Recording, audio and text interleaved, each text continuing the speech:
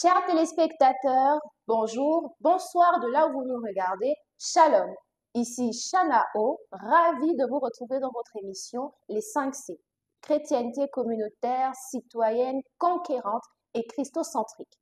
Aujourd'hui, nous irons à la découverte de ce sigle à travers Acte 10-38 avec le révérend pasteur Sangoy Ferdinand. Alors, asseyez-vous confortablement, votre émission commence tout de suite.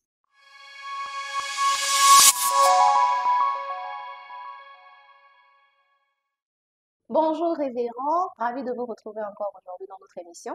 Bonjour Shana O, Comment allez-vous? ça va, merci, toujours un plaisir de répondre à votre invite. Plaisir partagé.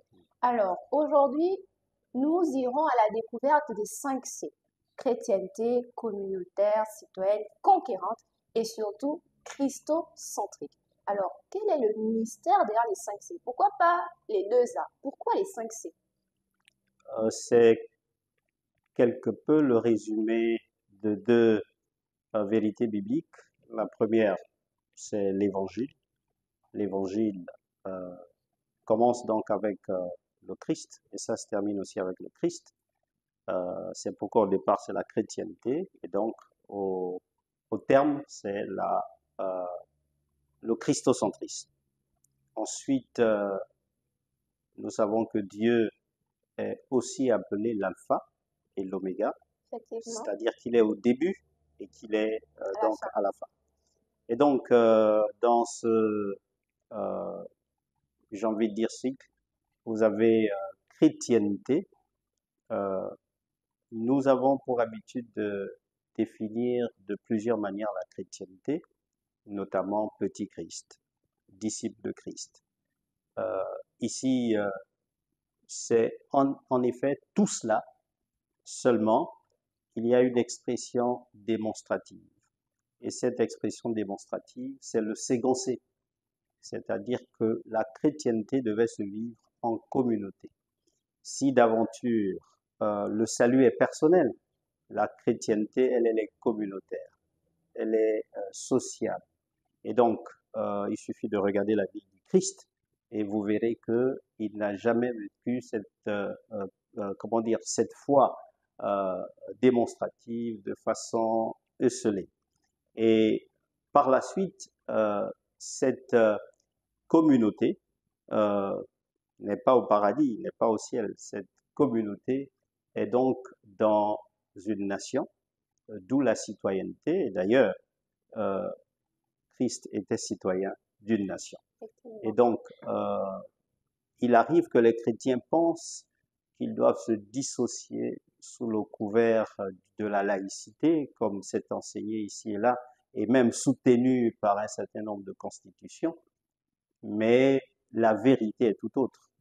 Un chrétien est d'abord un citoyen. Un chrétien vit d'abord dans une nation.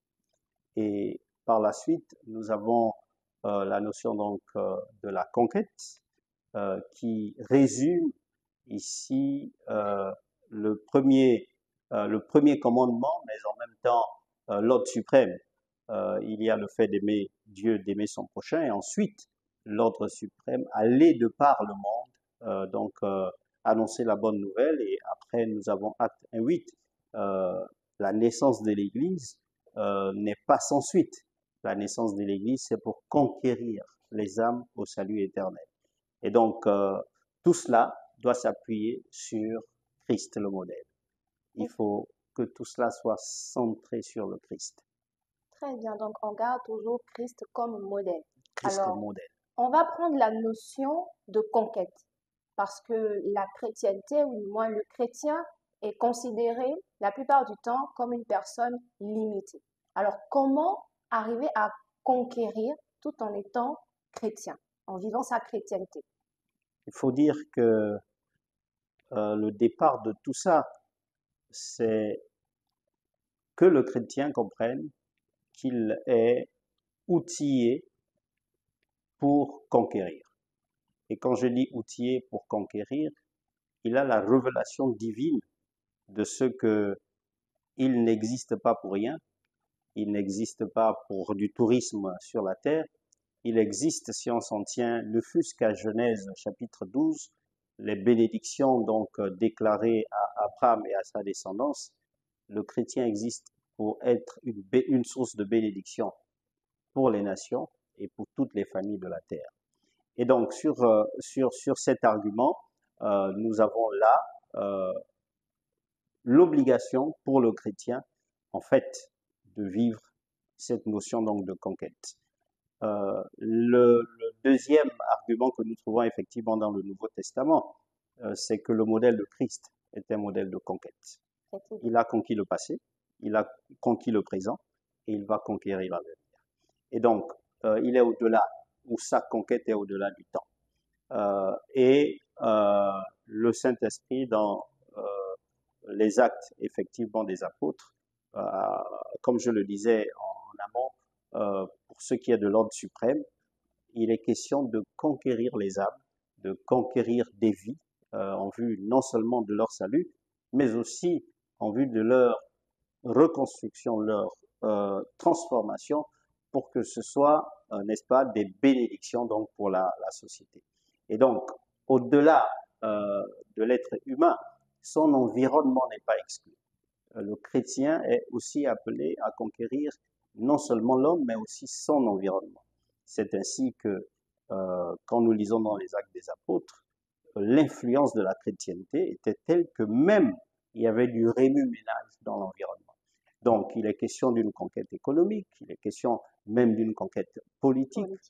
En tout cas, le Christ, auteur justement du christianisme, est un conquérant, sinon le conquérant par excellence. Très bien. Alors, on garde toujours Christ comme exemple. Comment l'onction du Christ nous interpelle-t-elle à incarner une vie chrétienne dans tous les domaines? Notamment de la communauté, du témoignage dans la communauté, la citoyenneté et donc la conquête. Vous avez aujourd'hui comme une démission de la chrétienté sur le plan à la fois psychologique, intellectuel, voire même mental, comme si on avait dit aux chrétiens que la chrétienté ne consistait qu'au samedi, à la réunion ou au dimanche.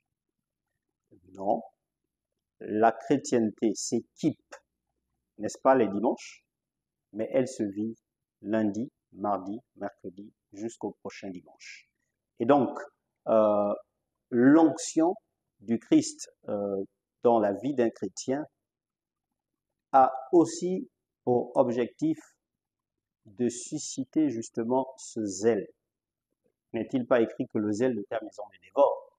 Et donc ce zèle ne devait pas simplement s'exprimer par les charismes en milieu chrétien, notamment, que dirais-je, la louange, la prière, les dimanches. Non, tout au contraire.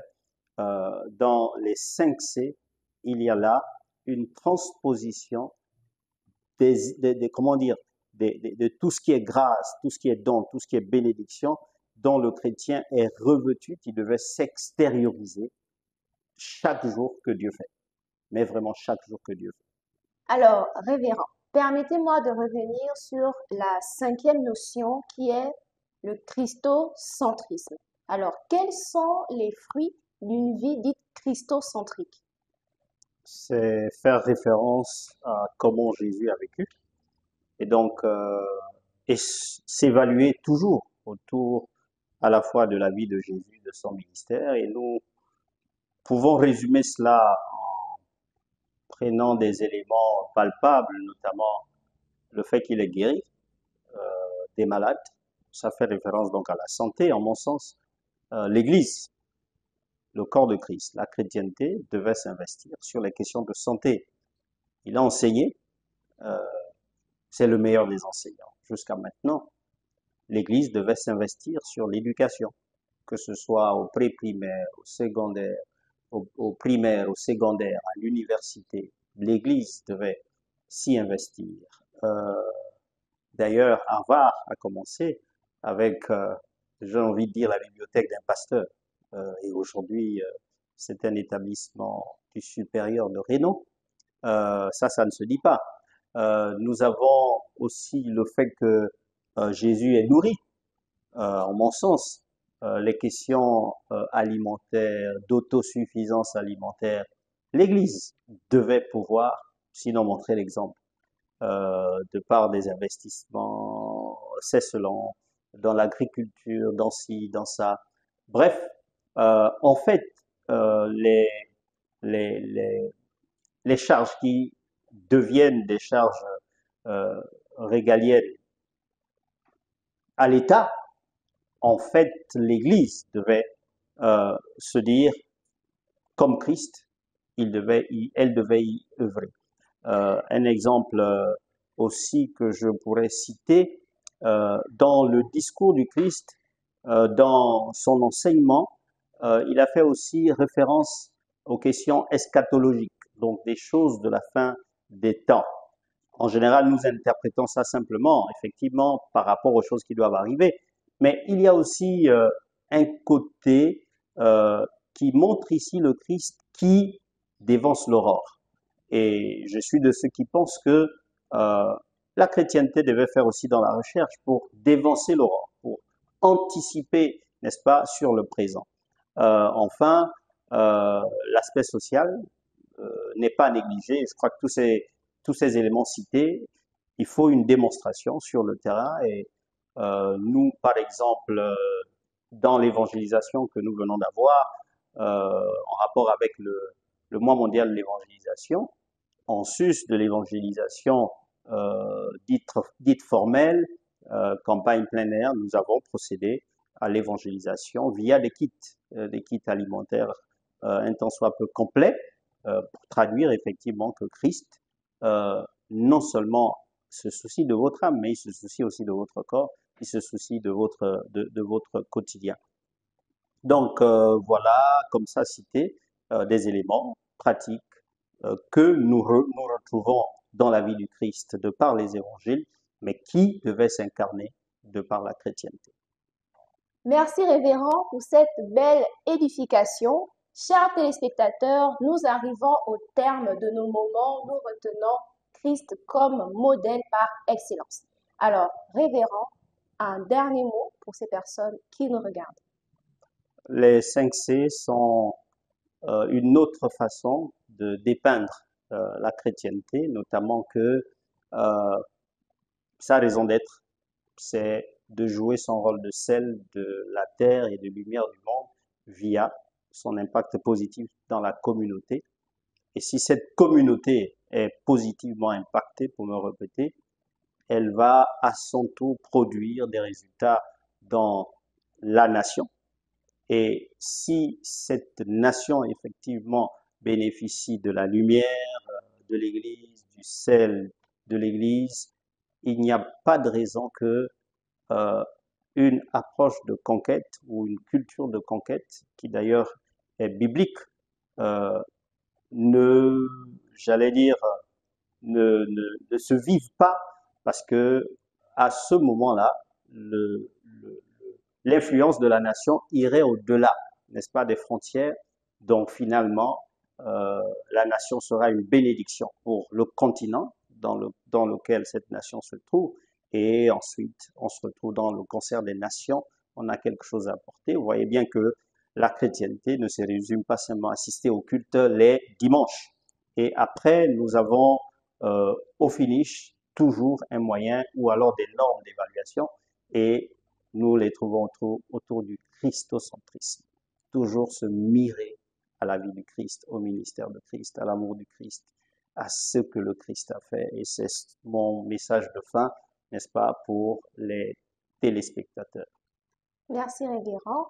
Merci à tous ceux qui nous ont suivis. Nous retenons Christ comme modèle, connaître son identité en Christ pour continuer à impacter dans son quotidien. N'hésitez pas et surtout n'oubliez pas de liker, de vous abonner, de partager et d'activer la cloche de notification sur nos plateformes Facebook, YouTube sur Comme Christ Premier en tout. Merci à tous et on se retrouve dans un nouvel épisode.